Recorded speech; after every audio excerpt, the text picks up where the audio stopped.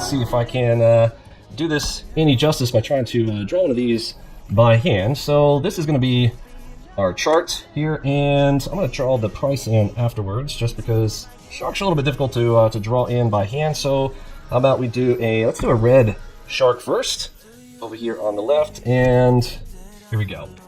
All right, so we're going to move up and up, come down, and nice big leg up. It's not going to be drawn to scale because the main thing I need to draw is the fin. So let me leave a little space for the fin. This isn't going to be 100% accurate here. It's going to look more like a cipher or a butterfly. But the important part that I'm going to show you here is that PRZ. And on a shark for our AlgoBox system is going to look pretty much something like this right there. Now, draw a little, so I can draw a green one next to it.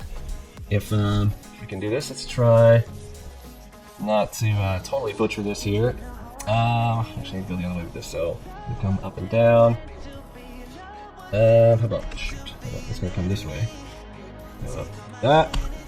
Oh man, I'm rusty. I'm rusty. All right, like this. There we go. And I could have drawn this a little bit better to scale. It's okay. When you guys see the live examples,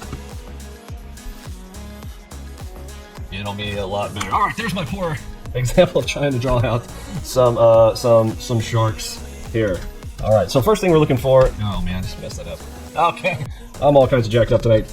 Sharks.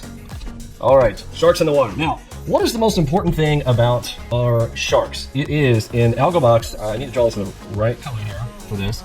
There's going to be a little tiny smidge line up here in this PRZ, and I draw this on purpose in